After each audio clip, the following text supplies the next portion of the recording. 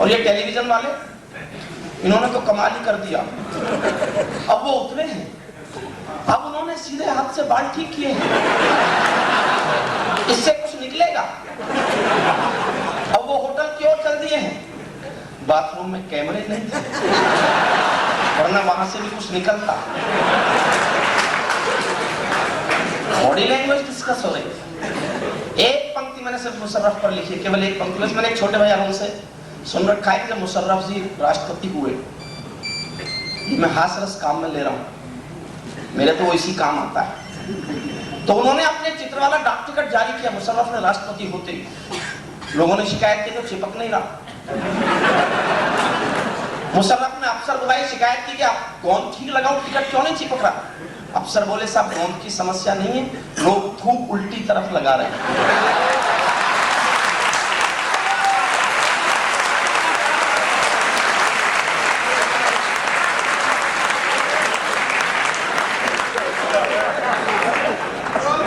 अरुण जैन ने की, सांस लेने के लिए मांग रखा। मैं एक पंक्ति में मुशर्रफ गाता हूं, केवल एक पंक्ति में, और आपको एक पंक्ति में मुशर्रफ का चरित्र दिखता है तो मैं इस बिड़ला माशरी सभागार में तालियों की गूंज सुनना चाहता हूं, ताकि लगे कि मैं ठीक से आप तक पहुंच रहा हूं। एक पंक्ति में मुशर्रफ गा रहा हूं, सुनिएगा। जिसकी भारी खातिरदारी में तत्पर दिखी दिल्ली, जिसके मेरा गला थोड़ा गड़बड़ है, आवाज थोड़ी गड़बड़ हो तो उसकी माफी चाहता हूं। माइक बहुत अच्छा है, मैं इसलिए गा पा रहा हूं कि माइक बहुत अच्छा मिला हुआ है। जिसकी भारी खातिरदारी में तत्पर दिखी दिल्ली, जिसकी भारी खातिरदारी में तत्पर दिखी दिल्ली, घर में 900 चूहे खाकर हज को आई थी दिल्ली। घर में 900 चूहे खाकर, घर में 900 चूहे खाकर हज को आई थी बिल्ली। घर में 900 चूहे खाकर हज को आई थी बिल्ली। वो निकलेगी शाकाहारी दिल्ली इस चक्कर में थी। क्या बात। 3 दिन का झगड़ा एक पंक्ति में गाता हूँ, केवल एक पंक्ति में, केवल आपका बौद्धिक चिंतन चाहिए। एक पंक्ति में गाता हूँ, सुनिएगा। वो निकलेगी शाकाहारी दिल्ली इस चक्कर में थी, वो निकलेगी शाकाहारी दिल्ली इस चक्कर में थी। मैं सिंहों पर करूं सवारी बिल्ली इस चक्कर में थी। मैं सिंहों पर करूं सवारी बिल्ली इस चक्कर में थी। मैं सिंहों पर करूं सवारी बिल्ली इस चक्कर में थी। हमको पहले मालूम था वो कितना जहरीला होगा, हमको पहले मालूम था वो कितना जहरीला होगा। जिसकी वर्दी पर करगिल का खून अभी गीला होगा, जिसकी वर्दी पर करगिल का खून अभी। 100 करोड़ का हिंदुस्तान, इसका स्वाभिमान सो जाए। 100 करोड़ के हिंदुस्तान की खुददारी में हिलोरे ना उठे। 4 पंक्तियों में कोशिश करता हूँ, साथ देना। हमको पहले मालूम था ये कितना जहरीला होगा, जिसकी वर्दी पर करगिल का खून अभी गीला होगा। हुर्रियत के मुद्दे पर दिल्ली मौन साध कर क्यों बैठी, हुर्रियत के मुद्दे पर दिल्ली मौन साध कर क्यों बैठी, उसकी हर मनमानी जिद पर हाथ बांध कर क्यों बैठी। दिल्ली खुली चुनौती देती जनरल को खुददारी से, या तो हुर्रियत से मिल लो या मिल लो अटल बिहारी से, या तो हुर्रियत से मिल लो या मिल लो अटल बिहारी, या तो हुर्रियत से मिल लो या मिल लो अटल बिहारी से। हमने उसके आचरणों से कोई पाठ नहीं सीखा, हुर्रियत से मिलते हाथों में भी बारूद नहीं दिखा। हर कीमत पर गले लगाया उत्पाती युद्धंडी को, अब किस मुंह से आतंकों का देश कहोगे पिंडी को, अब किस मुंह से आतंकों का देश कहोगे पिंडी को। ताजमहल के आगे जिसके दिल में प्यार नहीं जागा, जब जब भी मुंह खोला तब तब जहरीला गोला दागा। जो भाड़े के हत्यारों को संज्ञा देता सेनानी, उसकी खूनी प्यास बुझाता कैसे यमुना का पानी। जो जंगे आजादी माने गद्दारों की आंधी को, उसकी श्रद्धांजलि झूठी है राजघाट के गांधी को, उसकी श्रद्धांजलि झूठी है राजघाट के, श्रद्धांजलि झूठी है राजघाट के गांधी को। ये आदर ये लाल गलीचा और सलामी तोपों की। एक त्योहार याद करना, इस त्योहार के सिवा कुछ नहीं किया हिंदुस्तान ने। मैं घर में बैठा सोच रहा था कि हिंदू धर्म का एक त्योहार बन रहा है भारत में। समझ जाए तो बताएं कि आप समझें। ये आदर ये लाल और सलामी तोपों की, बेशर्मी से याद भुला कर करगिल के आरोपों की। हमने स्वागत शैली का ऐसा इतिहास बना डाला, बिना तिथि के नाग पंचमी का त्योहार मना डाला। नाग पंचमी का त्योहार मना डाला। भारत के आदर ने उसको और विष भरा बना दिया।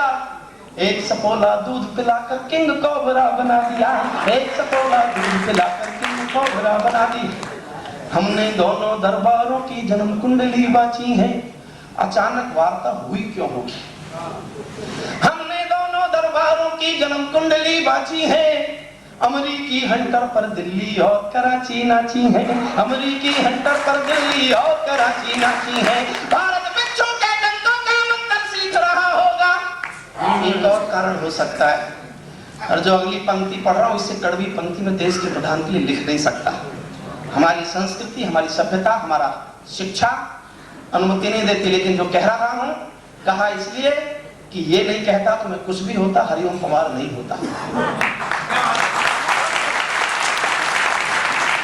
समर्थन मांगता हूं आपका जी भरकर पूरे सदन का। सबसे कड़वी पंक्ति जो मैं कह सकता था मैंने कह दी। भारत बिच्छू के डंकों का मंत्र सीख रहा होगा, भारत बिच्छू के डंकों का मंत्र सीख रहा होगा, या फिर नोबेल पुरस्कार का सपना देख रहा होगा, या फिर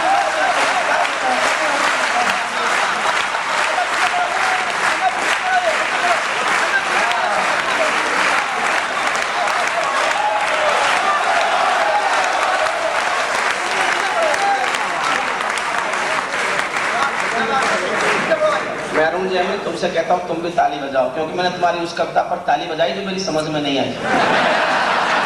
ये परंपराएं बजानी पड़ती है। भारत बिच्छू के डंकों का मंत्र, अगली पंक्ति इससे भी अधिक तालियां मांगती है। भारत बिच्छू के डंकों का मंत्र सीख रहा होगा, या फिर नोबेल पुरस्कार का सपना दिख रहा होगा, जिसका नाम अटल है क्या वो खुद तारीख हो सकता है। माँ से बढ़कर भी क्या कोई पुरस्कार हो सकता है, माँ से बढ़कर भी क्या कोई पुरस्कार हो सकता है, माँ से बढ़कर भी क्या कोई पुरस्कार हो सकता है। समझौते की भूख हमेशा कमजोरों को लगती है, सिर्फ कमजोर समझौता करते हैं। लादेन से अमेरिका ने समझौता नहीं किया था, हम वीरप्पन से करने को तैयार हैं। उसकी मूंछों से दो सरकारें लटक रही हैं, देश में पहेलियां पूछी जा रही हैं। समझौते की भूख हमेशा कमजोरों को लगती है, जिनकी तलवारों में दम हो शांति उसी को बरती है, जिसकी तलवारों में दम हो शांति उसी को बरती है। जैसे कोई मोती खोजे झीलों की गहराई में। मेरी इच्छा थी कि मैं 54 साल के भारत पाक के रिश्तों पर एक पंक्ति लिखूं, और मैंने एक पंक्ति लिखी है जिसमें 54 साल का भारत पाकिस्तान का इतिहास सिमटा हुआ है। अगर आपको लगे कि 54 साल में हमने इसके सिवा कुछ नहीं किया, तो फिर पुनः आपका आशीर्वाद मांगता हूं। एक पंक्ति में भारत पाकिस्तान के 54 साल के रिश्ते गा रहा हूं। जैसे कोई मोती खोजे झीलों की गहराई में, जैसे कोई मोती खोजे झीलों की गहराई में, हम कस्तूरी खोज रहे हैं उल्लू की परछाई में, हम कस्तूरी खोज रहे हैं, हम कस्तूरी खोज रहे हैं उल्लू की परछाई में। पीपल छाया मांग रहा है उनकी घर के पेड़ों से। ये 100 करोड़ का देश रोज सुबह उठकर सबसे पहले हाथ जोड़कर 30 करोड़ के अमेरिका से निवेदन करता है कि 15 करोड़ के पाकिस्तान को समझाओ वो हमारे देश में आतंकवादी ना भेजे।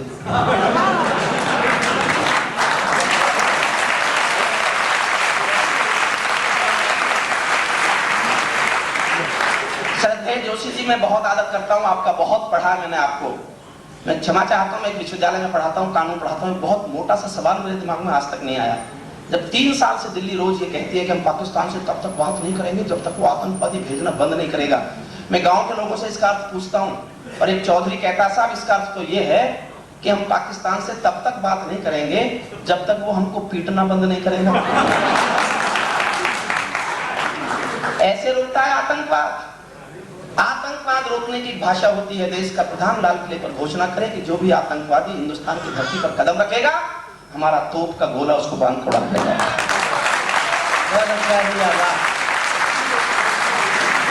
आतंकवाद गोलियों से ज्यादा भाषा से रुकता है। पंक्ति पढ़ता हूँ, देश कहां पहुंचा, हम क्या लिखने के लिए मजबूर हुए। 100 साल के बाद कोई शर्मदार पीढ़ी आ गई तो इस समय के दिल्ली के लिखे इतिहास को पढ़कर जहर खाकर आत्महत्या कर लेगी कि ये इतिहास लिखा गया। पीपल छाया मांग रहा है यूं की करके पेड़ों से, पीपल छाया मांग रहा है यूं की करके पेड़ों से, जैसे कोई शेर सुरक्षा मांग रहा हो भेड़ों से, जैसे कोई शेर सुरक्षा मांग रहा हो भेड़ों से। धरती पर हथियारी बंदूकों ने दर्पण नहीं किया। अमेरिका को 2 चांटे लगे थे, केवल 2। वो 10,000 किलोमीटर दूर चल के आया, केवल 30 दिन में चल के आया। 10,000 किलोमीटर चला, केवल 30 दिन में चला। हमको 20 साल हो गए, हमने हजारों चांटे खा लिए और हम 10 कदम चलने को तैयार नहीं हुए। हम आतंकवाद से लड़ाई में अमेरिका का साथ दे रहे, हालांकि वो मांग नहीं रहा और हम दे रहे। पीपल छाया मांग रहा है यूं की करके पेड़ों से, जैसे कोई शेर सुरक्षा मांग रहा हो भेड़ों से। धरती पर हथियारी बंदूकों ने तर्पण नहीं किया, दुनिया में आतंकवाद ने कभी समर्पण नहीं किया। ये केवल कुचला जाता है जो जी राह नहीं होती, संकल्पों के निर्णय को जग की परवाह नहीं होती। जिस दिन भारत आतंकों पर पूर्ण विजय पा जाएगा, उस दिन पाकिस्तान हमारे चरणों में आ जाएगा। उस दिन पाकिस्तान हमारे चरणों में आ जाएगा, पाकिस्तान हमारे चरणों में आ जाएगा। अंतिम पंक्ति और पढ़ता हूँ साहब, और माफी मांगता हूँ मंच के सभी शिरोमणि लोगों से। 58,000 लोग मरे कश्मीर में आतंकवादियों की गोली से पिछले 14 साल में। 58,000 ये सरकारी आंकड़े मेरे नहीं। हिंदू माँ की कोख के बेटे भी मरे, मुस्लिम माँ की कोख के बेटे भी मरे। माफ करे मुझे सदन यहाँ से वहां तक जो मैं कहने जा रहा हूँ। 58,000 लोग मर गए, दिल्ली को कभी गुस्सा नहीं आया। 5 आदमी बंदूक लेके संसद की ओर चल दिए तो आपको गुस्सा आ गया क्योंकि वहां आप बैठते हो।